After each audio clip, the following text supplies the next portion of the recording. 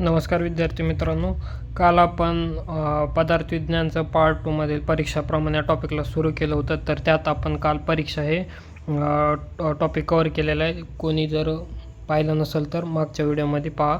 आज आपण प्रमाण हा टॉपिक कवर करणार आहेत. तर प्रमाणची निरुक्ती काय दिली, तर प्रमाणला कसं प्लस मा प्लस न. प्र हा उपसर्ग लागलेला आहे. मा म्हणजे साधन आणि न म्हणजे न प्रत्यय लागून प्रमाण शब्द तयार झाला आहे.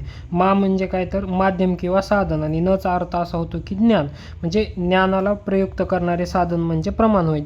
ज्या साधनाद्वारे आपल्याला ज्ञान भेटते, की ज्ञान भेटण्याचे जे म्हणजे स्रोतच आहे किंवा ज्यातून ज्ञान भेटते त्याला आपण साधन असे म्हणतो. तर प्रमेयती अनेनयती प्रमाणम. ह्याच्यातला हा श्लोक आहे. ज्याच्याद्वारे यथार्थ अनुभव होतो त्याला प्रमाण असे म्हणतात. म्हणजे जो आपल्याला असं आपल्या चक्षुइंद्रियांनी किंवा मग आपण ऐकून किंवा आपण स्वतः पाहून जो अनुभव होतो त्याला प्रमाण असे म्हणतात. तर हे MCQ साठी पर्यायी शब्द इम्पॉर्टंट आहेत, MCQ मध्ये विचारतात. हे पाठ करा. उपलब्धी, साधन, ज्ञान, परीक्षा, प्रमाण आणि करण हे प्रमाण याचे पर्यायी शब्द आहेत. तर आता प्रमाणची आपण व्याख्या पाहूत.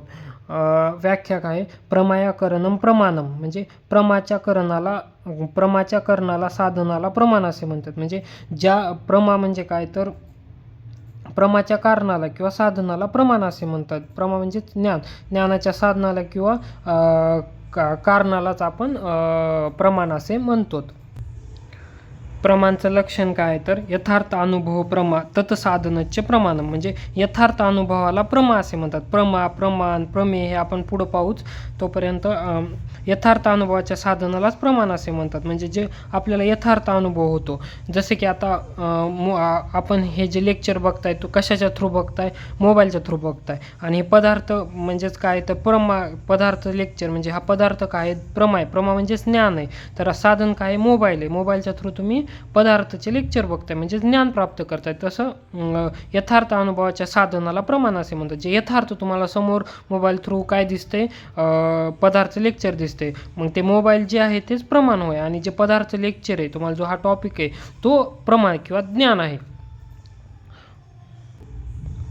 प्रमाण, प्रमिती, प्रमेय आणि प्रमाता हे आपण पुढे पाहूच. तोपर्यंत या 4 अर्थतत्वाला संकलित ज्ञानालाच आपण तत्वज्ञान म्हटले जाते. म्हणजे जे प्रमाण, प्रमिती आणि प्रमेय ह्या 4च्या संकलित जे ज्ञान होतं त्यालाच आपण तत्वज्ञान म्हणतो. कोणते ज्ञान जर प्राप्त करायचं असेल तर प्रमाण, प्रमिती, प्रमेय आणि प्रमाता हे 4 महत्त्वाचे घटक आहेत. तर आपण पहिला पाहू प्रमेय आणि प्रमाण आणि प्रमाता हे जे 4 आहे आपण एक एक्झाम्पल थ्रू पाहू. तोपर्यंत आधी ऐकून घ्या. प्रमा म्हणजे यथार्थ अनुभव, म्हणजे यथार्थ ज्ञान म्हणजेच प्रमा होय. जसं की आता तुम्हाला एखादा पदार्थ श्लोक आहे तर तो ज्ञान आहे तुमच्यासाठी, तर ते प्रमा झालं.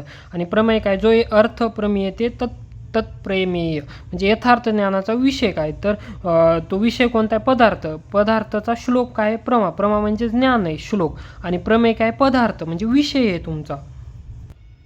प्रमाकरणम प्रमाणम म्हणजे यथार्थ ज्ञानाच्या साधनाला प्रमाण असे म्हणतात. तुम्ही जे मागच्या ह्याच्यात बोललो की बुक हे म्हणजे श्लोक हे प्रमा आहे, पदार्थ म्हणजे जो सब्जेक्ट आहे तो प्रमेय आहे, आणि साधन काय तर बुक आहे. म्हणजे पदार्थ कशातून शिकताय, तो बुकमधून शिकताय, म्हणजे ते झालं प्रमाण झालं. आणि प्रमाता म्हणजे आत्मा सकरणे म्हणजे आत्मा ज्ञान ग्रहण करणार जो विद्यार्थी किंवा जो समजा इथं आपण राम पकडू, राम ज्ञान ग्रहण करतोय म्हणजे तो प्रमाता झाला. राम काय करतोय, तर पदार्थ विज्ञानच्या बुकमधून सामान्य विषय सिद्धांताचा श्लोक पाठ करतो. म्हणजे इथं राम काय झाला, तुमचा प्रमाता झाला. पदार्थ विज्ञान काय झालं, तर प्रमेय झाला. आणि बुक हे साधन झालं. कशातून करतोय, तो बुकमधनं करतोय म्हणजे हे प्रमाण झालं. आणि श्लोक काय झालं तुमच्यासाठी, ज्ञान म्हणजेच प्रमा झालं. असं तुम्ही हे लक्षात ठेवू शकता की सोप्या पद्धतीने. ह्याच्यावर MCQ साठी हे छोटे छोटे श्लोक आहेत ना, हे तर हे MCQ साठी विचारतात. आता बुद्धी आपण ह्याच्यातला म्हणजे पुढचा ही बुद्धीचे पर्याय शब्द काय ते MCQ साठी विचारतात. बुद्धी, उपलब्धी, ज्ञान हे बुद्धीचे पर्याय शब्द आहेत. पहिला पॉईंट झाला. आता बुद्धीची व्याख्या काय, सर्व व्यवहार हेतू गुण बुद्धी ज्ञानम. तर्कसंग्रहामधला हा श्लोक आहे. जसे सर्व प्रकारच्या व्यवहाराचे ज्ञान ज्या हेतूने होते त्याला बुद्धी असे म्हणतात. म्हणजे जे आपण रोजच्या ह्याच्यातले कार्य वगैरे करतो ते ज्याच्या थ्रू म्हणजे त्याचे ज्ञान ज्याच्या थ्रू होते त्याला बुद्धी असे म्हणतात. बुद्धी म्हणजे ज्ञानाच्या स्वरूपाविषयी आयुर्वेदामधील म्हणजे शास्त्रज्ञांनी किंवा आपल्या जे आचार्यांनी सांगितलेली वेगळी मते आहेत. आयुर्वेदाने काय सांगितलं, आत्मा, मन, इंद्रिय आणि यांच्या सन्निकर्षाने जे ज्ञान होते म्हणजेच त्या आत्मा, मन, इंद्रिय आणि सन्निकर्ष यांच्याने जे ज्ञान होते ते सांख्यांनी काय सांगितले, विषयाने युक्त मनाचा परिणामाविषयी म्हणजेच ज्ञान होय. जे विषयाने युक्त मनाचा परिणाम आहे त्यालाच ज्ञान असे म्हटले आहे. माधवचार्यांनी काय सांगितले, मनाचा परिणाम म्हणजेच ज्ञान होय. जे मनातनं जे परिणाम होतो, मनाने जे आपल्याला समजतं तेच ज्ञान होय. आणि वेदांत दर्शनने काय सांगितले, मन विषय प्रदेशात जाऊन तदाकार होते तेच ज्ञान होय. जे मन आहे त्या विषयाच्या प्रदेशात जाऊन जे ज्ञान होते आपल्याला तेच ज्ञान सांगितलेलं आहे.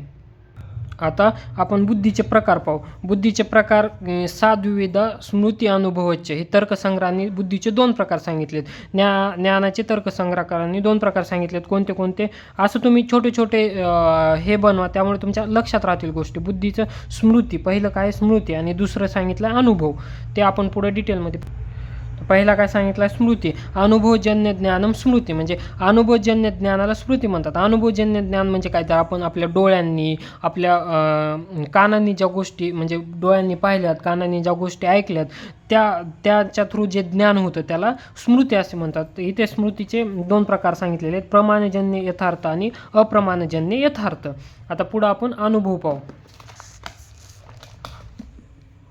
अनुभव तदभिन्न ज्ञानम अनुभव. जे स्मृतीच्या पेक्षा भिन्न ज्ञानाला अनुभव असे म्हणतात. म्हणजे विपरीत जास्त त्या गोष्टी त्याला अनुभव असे म्हणतात. अनुभवचे इथं 2 प्रकार सांगितलेत. यथार्थ अनुभव त्यालाच प्रमा असे म्हणतात आणि अयथार्थ अनुभव त्यालाच अप्रमा असे म्हणतात. तर पहिला आहे यथार्थ अनुभव म्हणजेच प्रमा. यथार्थ अनुभव प्रमा. उदयनाचार्यांनी हा श्लोक सांगितला. म्हणजे यथार्थ सत्य अनुभवालाच प्रमा असे म्हणतात. म्हणजे जे सत्य आहे, जे आपण आपल्या चक्षुइंद्रियांनी वगैरे पाहिले आहे, जसे की यथार्थ ज्ञान म्हणजे वस्तू जशी आहे तशीच ती कळणे, यालाच यथार्थ अनुभव म्हणतात. म्हणजे जसं की आपण एखादं ॲनिमल पाहिलं, जसं की आपण गाय पाहिली तर ती आपल्या डोळ्यासमोर आहे म्हणजे ती यथार्थ आहे, सत्य आहे, असं त्यात चेंजेस होत नाही. यथार्थ अनुभवाचे इथे 4 प्रकार सांगितलेत. प्रत्यक्ष, अनुमिती, उपमिती आणि शब्दज हे यथार्थ अनुभवाचे 4 प्रकार आहेत. आता आपण अयथार्थ अनुभव पाहू. अयथार्थ अनुभव अप्रमा. म्हणजे तर्कसंग्रहांनी हे सांगितले, अयथार्थ अनुभव म्हणजेच अप्रमा होय. जशी की जी वस्तू जशी आहे तशी ज्ञान न होणे यालाच अयथार्थ अनुभव किंवा मिथ्याज्ञान म्हणतात. जसे की शिंपल्याला पाहून चांदी समजणे. असं आता आपण दूरनं पाहिलं आणि पांढरं चमकतंय समुद्राच्या जवळ म्हणजे असं किनाऱ्यावर, आणि ते आपल्याला दूरनं असं वाटणं की चांदीच आहे, मग तिथं जाऊन पाहिलं तर ते शिंपले आहेत. म्हणजे हेच अयथार्थ ज्ञान. संशय म्हणजे काय, एकाच वस्तूच्या ठिकाणी समान व परस्पर विरुद्ध धर्माचा विशिष्ट संबंध राहतो त्याला संशय असे म्हणतात. जसं उदाहरणार्थ अंधुक प्रकाशात जमिनीवर पडलेल्या दोरीला साप समजणे. जसं की आता दोरी आणि साप यांच्यात समानता काय, दोरी लांब असते सापासारखी, साप पण लांब असतो, एकाच आकाराच्या साईजला असणे, हे समानता झाली. आणि परस्पर विरुद्ध काय झालं तर साप सजीव आहे आणि दोरी निर्जीव आहे. पण आपण जर अंधुक प्रकाशात ते दूरनं पाहिले तर त्या दोरीला आपण साप समजू शकतो. असं आपल्या मनात संशय निर्माण होऊ शकतो. यालाच अयथार्थ अनुभवामधला संशय असं म्हणतात. विपर्याय म्हणजे भ्रांती. मिथ्या ज्ञानाला विपर्याय म्हणतात. जसे की शिंपला पाहून चांदीचे ज्ञान होणे. म्हणजे जे ज्ञान खोटे आहे. मिथ्या म्हणजे काय, खोटे. आता दूरनं आपण पाहिलं तर शिंपल्याला आपण म्हणजे चांदी असल्यासारखं वाटलं आणि जवळ जाऊन पाहिलं तर ते शिंपले निघले. तसं हे विपर्याय झालं. आता तर्क म्हणजे काय, यथार्थ रूपाने न जाणवलेल्या कोणत्याही वस्तूच्या तत्वाला खरेखुरे समजण्यासाठी कारण व उत्पत्तीचा पूर्व विचार विमर्श करण्याला तर्क असे म्हणतात. म्हणजे की जसं की दूर डोंगराच्या आड जर आपल्याला दूर दिसला तर असं आपण म्हणूच नाही शकत की तिथे अग्नी नाही, अग्नी असणारच, अग्नी असल्याशिवाय दूर नाही. तसंच वस्तूच्या तत्वाला खरेखुरे समजण्यासाठी कारण व उत्पत्तीचं म्हणजे कारण काय, दूर आहे पण तिथं अग्नी असणारच, आणि उत्पत्ती म्हणजे अग्नीशिवाय दूर उत्पन्नच होणार नाही. असं म्हणजेच आपण तर्क लावणे की तिथं अग्नी आहे.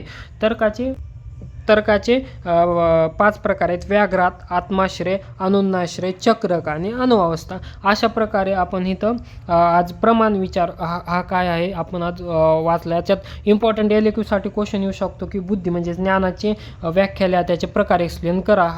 हा टॉपिक इम्पॉर्टंट आहे. आपण हा चार्ट थ्रू, एक छोटासा चार्ट थ्रू पाहूया क्विक रिव्हिजनमध्ये. बुद्धीचे 2 प्रकार आहेत: साधुविदा, स्मृती, अनुभवचे. स्मृती आणि अनुभव हे बुद्धीचे 2 प्रकार आहेत. स्मृती म्हणजे काय तर आपण आपल्या डोळ्यांनी, आपल्या कानांनी ऐकून जे घेतलेल्या गोष्टी आहेत, ज्याचं आपल्याला ज्ञान झाले आहे, त्याला स्मृती असे म्हणतात. त्याचे 2 प्रकार काय सांगितले: प्रमाजन्य यथार्थ आणि अप्रमाजन्य यथार्थ. हे झालं स्मृती. आता अनुभवचं काय? यथार्थ अनुभव म्हणजेच प्रमा आणि अयथार्थ अनुभव म्हणजेच अप्रमा. आणि अनुभव म्हणजे काय? तर स्मृतीच्या ज्या अपोजिट आहे त्यालाच अनुभव असे म्हणतात. तर प्रमा म्हणजे काय? तर यथार्थ अनुभव प्रमा, ज्याचे आपल्याला खरेखुरे ज्ञान होते, जे सत्य ज्ञान होते, त्याला प्रमा असे म्हणतात. त्याचे 2 प्रकार आहेत: प्रत्यक्ष, अनुमिती, उपमिती आणि शब्दच. ह्याचे 4 प्रकार आहेत. आणि अप्रमा म्हणजे अयथार्थ अनुभव अप्रमा. ह्याचा हा श्लोक आहे. तर म्हणजे जे आपल्याला म्हणजे आपल्याला जी वस्तू जशी आहे तशी ज्ञान न होणे, जसे की शिंपल्याला पाहून चांदी समजणे, हे अप्रमा झालं. याचे 3 प्रकार आहेत: संशय, तर्क आणि विपर्याय. संशय म्हणजे काय? जर आपल्याला म्हणजे दोरी पाहून साप समजणे, मनात संशय येणे, हे संशय झालं. तर्क काय? तर एखाद्या गोष्टीचा आपण तर्क लावणे की जिथं धूर आहे तिथं अग्नी असणारच, अग्नी असल्याशिवाय धूर निघू शकतो का? नाही.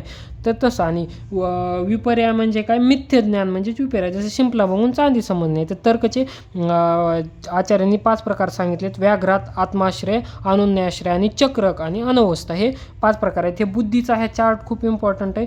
ह्याच्यावरनं LQ किंवा जास्ती चान्सेस तर LQचेच आहेत, पण SQ हा येऊ शकतो, म्हणजे येऊ शकतो, फिक्स आहे. हे चांगला, एवढा चार्ट चांगला करा. ह्याच्यावर तुम्हाला आरामात 2 ते 3 पेज लिहू शकता. थँक्यू.